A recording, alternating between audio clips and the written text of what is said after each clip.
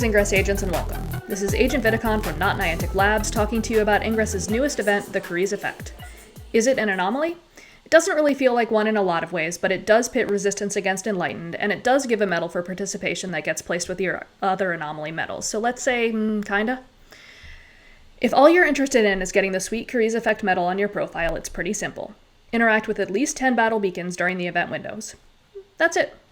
Phase 1 runs from January 22nd at 1100 UTC until January 24th at 1100 UTC. For those of you in the Americas, that basically means from before you wake up on Saturday until after you go to sleep on Sunday. If you're elsewhere, you might have to do a little bit more complex time zone math. Sorry. If you miss it, phases 2 and 3 will happen in February and March, and all count for the same event. So what is a battle beacon? A battle beacon is an automatically scored battle for portal control.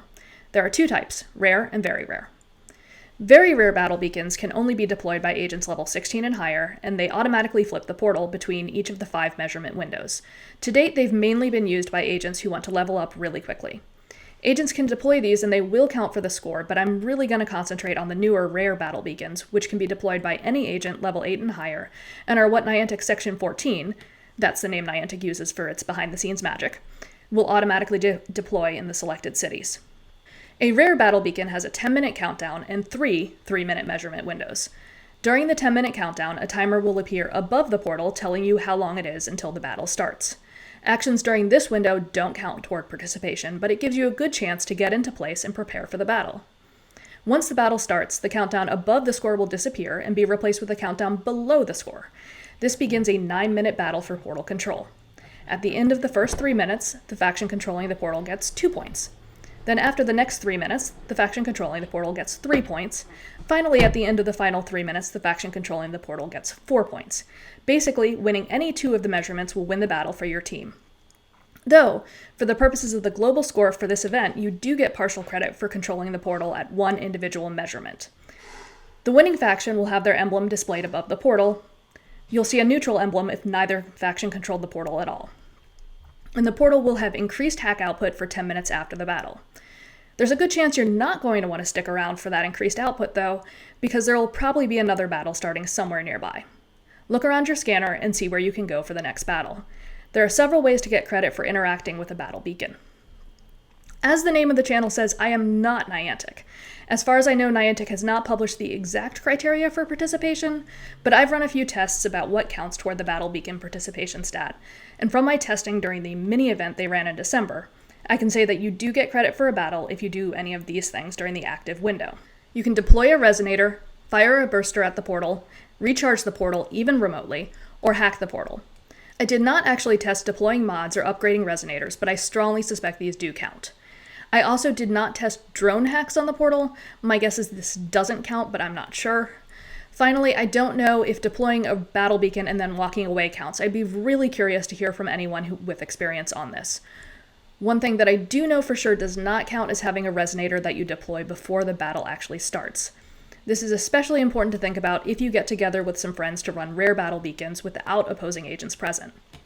You'll want to make sure you don't fully deploy the portal before the battle starts. And note, the battle doesn't start until the 10-minute countdown ends. So that's basically all you need to know if you just want the badge. I don't know about you, but I'm not here for the participation trophy. I want to win this thing, so let's talk about the resistance versus enlightened scoring.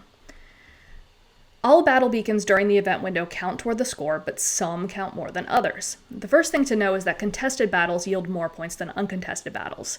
If an agent deploys a rare battle beacon all by themselves and has no opposition, that will be a Category 1 battle and worth 9 points for their faction.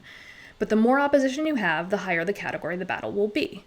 And that same rare battle beacon can be worth up to 72 points, that's an 8 times multiplier if it's a Category 6 battle.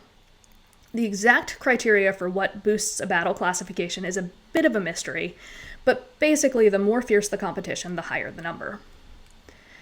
On top of the category multiplier, you have the really fun part, the Niantic Section 14 multiplier.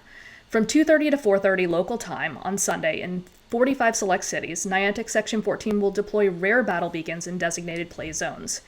These battles are worth 10 times what an agent-deployed battle beacon is worth, and you're likely to get into some real portal battles that you don't often see outside of an anomaly. I wouldn't go in expecting a full-fledged anomaly experience. Between COVID and short notice, there won't be the usual bevy of meetups and parties. There's unlikely to be much in the way of swag, and the strategy is a lot simpler when you only have one mode of competition. That said, this is the closest thing to an anomaly that we've had in 2 years, so let's talk a little bit about Portal combat. I'm not going to cover everything there is to know about Portal combat, not because it's some kind of deep faction secret that I shouldn't share. Both factions do the exact same things. It's just that I don't have time to cover all of the scenarios that may come up. But just keep in mind that battling a portal in anomaly conditions, or anomaly-like conditions, is a bit different from normal. Things change very fast, and you're actively working against opposing agents. If you can, you'll want to divide up roles between people in your faction so that you can get the most bang for your burster. Depending on how many people are on your side, you'll want to put some people near the center of the portal to be ready to use Ultra Strikes, while you'll have other people closer to maximum deploy range to make sure resonators are spaced nice and far from the center. You'll also want to inoculate the portal, meaning flip it ahead of the battle, so that it can't be flipped away from your control just before a measurement.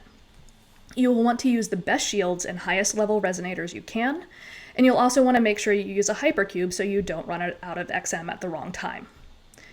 To get the most out of the day, you'll want to talk to other agents in your faction. There are no official agent leads, also called POCs, for this event, but if you ask around, you should probably be able to find a group of agents coordinating participation. They may have plans for how to communicate during the event, and they may help divide roles during battles to give you your best chance at victory. They may also have some more advanced strategy based on local factors. And you'll also want to prepare your inventory. With only about a week to plan, you probably won't be able to meet the traditional anomaly gear targets, and that's fine. You will, however, want to make the most of the inventory slots that you have. These are my personal recommendations.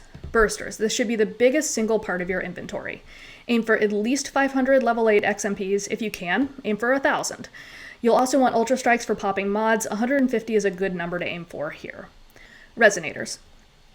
This is going to depend a lot on how many other agents you expect to be there. No matter what, you're going to want a good supply of level 8 and 7 resonators. How many level 6 and below resonators you're going to need will depend on your team size. My personal recommendation for most agents is 100 level 8s, 200 level 7s, 100 level 6s, 50 level 5s, and 50 level 4s. Note, this is a little different from anomalies of the past because you can deploy 2 level 7 resonators per portal, so you'll want more of those.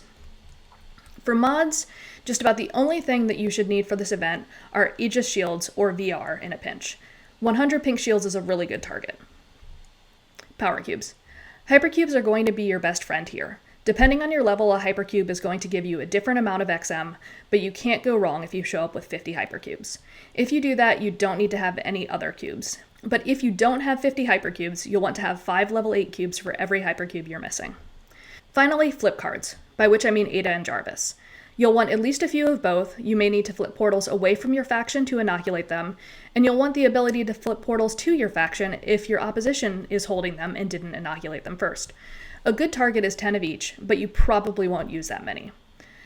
That adds up to 1,270 items, which leaves plenty of space to bulk up on whatever you can, especially bursters.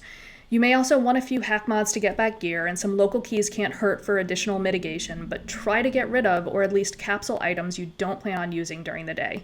You don't want to accidentally deploy a link amp on a portal you're trying to defend. Some final notes. During Portal combat, you may see error messages you rarely see in regular gameplay. Too many attacks pending. Too many retries. Your scanner may lock up or freeze even more than usual. Being at an anomaly is as much a fight with technology as it is a fight among factions.